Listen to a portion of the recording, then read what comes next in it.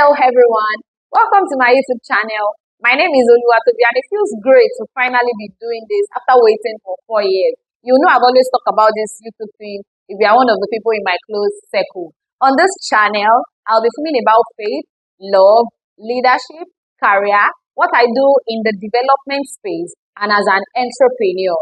Today is the first episode and as you can see already in the description box, we'll be talking about destiny first, sentiment later. So without further delay, let's get started. I would like to, let me first of all establish that for every child of God, for everyone that God has ordained, everyone that has been called, there is a destiny ahead of us. There's a destiny, that our life is set to achieve. It might be spiritually, physically, career-wise, financially, and all of that. There is a destiny that God has, assigned to every life. And it's now up to you to really pursue this destiny, or you choose to go with sentiments, the side talks, all of those things that do not really matter. You can choose that, okay, I want to pursue destiny, or I want to go with all of this sentiments.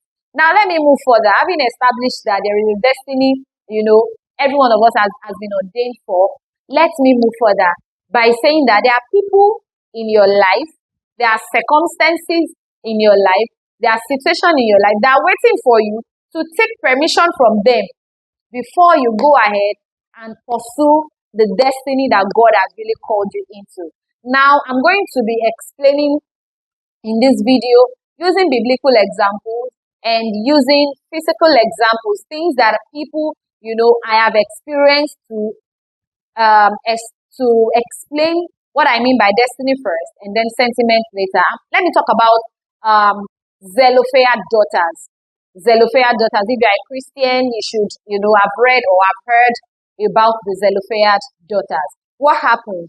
Their father died in the wilderness and he had inheritance. And in Israel, back in the days, you have to give inheritance to male children. Female children are not assigned everything when they are married up to, whoever, wherever husband, wherever family they are going to, they can get inheritance from their husbands. But directly from their father, it does not happen in the land of Israel. So what happened? Zelophehad daughters, they lost their father died, and he had a lot of inheritance. Four of them. And they were like, are we going to sit down here and look at, all of these things that actually belong to us? This destiny that God has ordained for us, this inheritance that God has called our name. Are we going to look, sit down here and just allow these things to just, vanish into thin air, and then we have to wait for when we are married to get our own husbands before we get our own inheritance? And then the four of them, they made a decision that no, that's not going to happen. They went ahead to meet Moses, Eleazar the priest, elders of Israel, and they made their intention known. Our father died in the wilderness of his own sin. He wasn't even among those that mocked God. He wasn't among those that trespassed against God. But he died, normal, the course of life. You are going to die when you have lived the course of your life. And then all of his inheritance, we are four daughters. We are requesting that this inheritance be given to us. And then Moses went to God. He asked that Zelophehad daughters, they are requesting for their inheritance, and we don't give inheritances to daughters in the land of Israel. And God told Moses that the daughters of Zelophehad, they have asked rightly. They have asked rightly. Imagine they kept quiet and felt like, oh, we are women. If we talk, it might look as if, we are rebellious. It might look as if we are proud. It might look as if we are disobeying the law of the land. But then they walked up. And God said they have spoken rightly. You can go back and read the book of Numbers, chapter 27. You'll find the whole story there. God said they have spoken rightly. And then God instructed Moses to give them the inheritance. And after that, God gave a new order in the land of Israel that going forward, if a man dies and he has inheritance and he has no sons, he has only daughters, go ahead and give the inheritance to the daughters.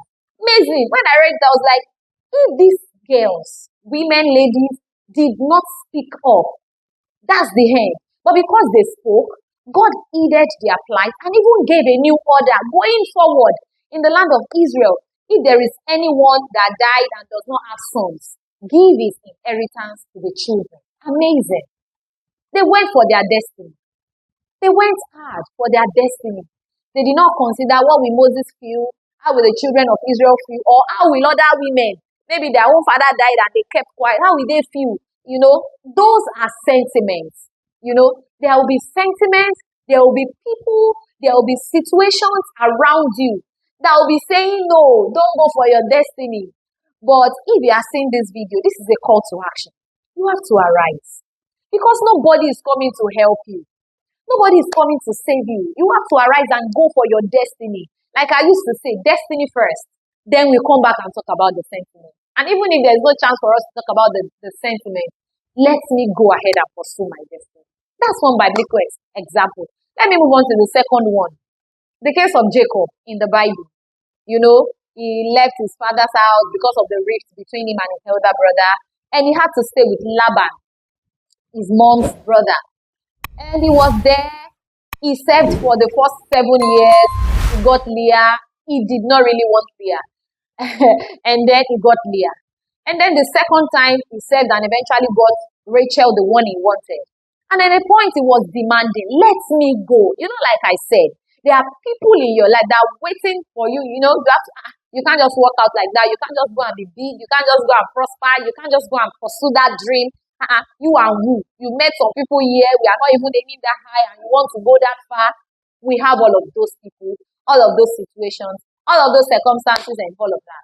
So in the case of Jacob, he went and said, let me go. Give me the wives, give me my wives, give me my children, give me all of the things, I have served you for. And let me go. Let me go and have my own home and prepare for my own life too. But Laban said, I know that because you've been with me, God has blessed you because you are with me. There are so many people like that around you. You are in their life. And truly they can testify that because this girl is with me, because this boy is in my life, because this man, this woman, is around me, I can really testify that the hand of God is upon this person. And because of that, I'm blessed. It was the same thing with Jacob and Laban. And then he was like, what is your wage? If you want me to let you go, just tell me what you will give me. All of that story. I don't want to go into all of that. But what do I want to say? Circumstance, situation around Jacob was telling him that, no, it's time for me to move. So if you are listening to me and you are getting that nudging, you are getting that instruction that it's time for you to move. This is a call to destiny. This is a call for you to arrive. Leave this place that you are. Move out of this situation that you are. Leave this business, pursue this career, and there are people that are waiting for you to, give you the go-ahead before you go and answer the call of destiny. Now listen, you know what Jacob did? He left eventually. And when he was leaving, that was in Genesis 31. Genesis 30 and 31. In 31 verse 1, the Bible recorded that the sons of Laban were not happy. Their countenance was not good. Even Laban, their father, his own countenance was also not good. That this guy, you are leaving and all of that. They were not happy because he was going with almost, all of the blessings of Laban. But the next verse, you would see in verse 3 of, Genesis 31, that God was saying, leave, go, just go. I will be with you. You've heard that you have a call of destiny. It might just be a desire in your heart. You can press in the place of prayer so that God can expand it. And you will be sure of the call of destiny. Instead of Jacob saying, what will this man feel if I go now? What will happen to his business? I've been the one and all of that. What is God saying? God is calling you to destiny. Leave sentiment alone. Leave how people will feel alone. Leave, they might not be happy with your move. They might feel bad. How will they feel? What will they say? What will happen? Leave sentiment alone and arise to the call of destiny. This matter is very, very dear to my heart, and it's very, very crucial to my heart. And I feel that a lot of people are trapped. A lot of people are trapped in places that they are not supposed to be. In professions they are not supposed to be, because they are feeding their sentiment. They are tending to, pamper. What will they feel? How will they, all of those. Or it can even be anything. It might not even be people. It might be a second, if I leave, what will happen to this thing? If it is a call of destiny, I want to encourage you to pursue it. I want to encourage you to really, really pursue it. Now I'm done with the biblical examples. Let me give you two life stories of a young boy who really loved, to play football. And he was very good. It was just in the community. He wasn't even in a place that was very known and all of that.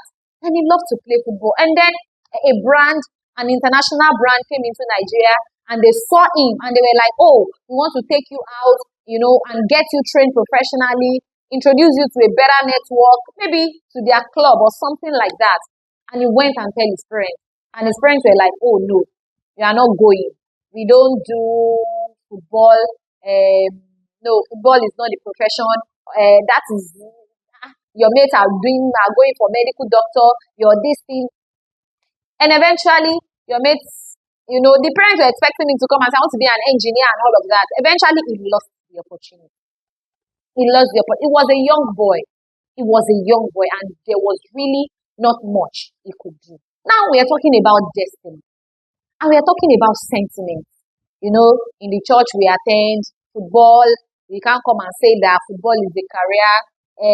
Your mates are coming out with good. All of those things are sentiments. I'm just citing this as an example. And then he lost the opportunity. And then much later, it was, the parents were really financially incapacitated and they could not even help him to pursue what they feel is the right career. And at the end of the day, he could not even do much for his life. He could not do much for himself. I'm saying destiny first, sentiments later. If you're a young person watching this video and you are in that kind of trap, I want to tell you that there should be someone in your circle that you can talk to that will help you break all of those barriers, of parental sentiment. This is what society is saying. This is this is that, and all of those. Another example I would like to cite, the two biblical examples I cited, they were able to scale through the sentiment and were able to, get into their destiny, grab their destiny, enjoy their destiny. Now, this real life issue, the real life example I'm talking about, the first person was unable to, scale through. Now, the second person, she got a scholarship opportunity to study outside Nigeria. And she wasn't even living with her parents.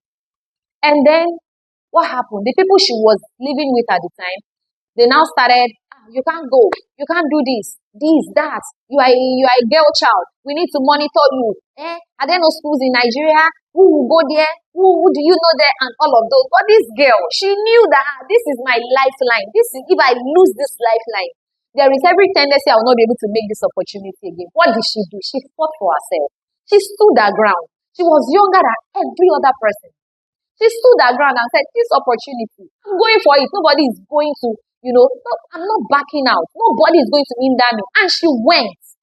Today she's enjoying the scholarship. She's on her way to becoming a software, engineer in a matter of months.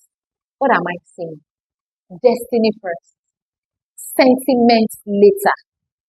And how are you going to even scale through all of this if you do not know God, if you don't have Jesus? There's some battle that you win in the place of prayer.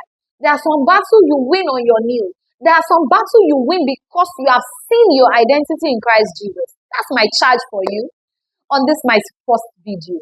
Pursue destiny. Leave sentiment. How will they feel? What will they say? Will they not say, I'm pursuing too much? I've done fashion. Now I'm doing catering. Now I'm pursuing my second master's. Now I'm going for PhD. Now I'm doing this. I'm all over the place. Will people not say that is too much? Leave sentiments alone. Leave sentiments alone and pursue destiny. I'm not there yet. I'm just starting. But what I can say that in my journey over the years, of course, I'm going to share a lot with you as we progress on this channel. In my journey over the years, I really want to be thankful to God that there were times I needed to make decisions, that people will not be happy with, that people will not be, that would not go in line maybe with what people are expecting. But because I was convinced, because I had worked with God, because I knew that okay, this prompt is from God, and if I did not take the step, God will just fly the blessing over me and take it to another person, and I don't want that to ever happen to me. So I took those decisions, and years later, I was happy for them. So I'm charging you in this video that you go for destiny. Go for destiny. And we can come back and talk about the sentiment later. Oh, you did not feel good. I'm sorry. Oh, you were offended. You were offended. Oh, I'm sorry. We can come back and apologize about the sentiment later. But right now, time is going.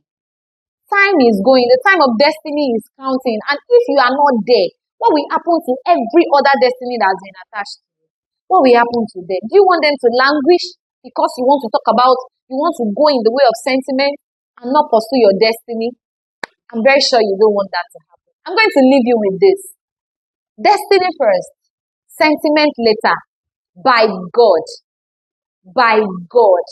I pursue my destiny. I walk in my destiny. And I thrive in my destiny. Until I come your way again in the next episode, I want you to stay with God, be in tune with God, and I'll see you in the next one. Bye.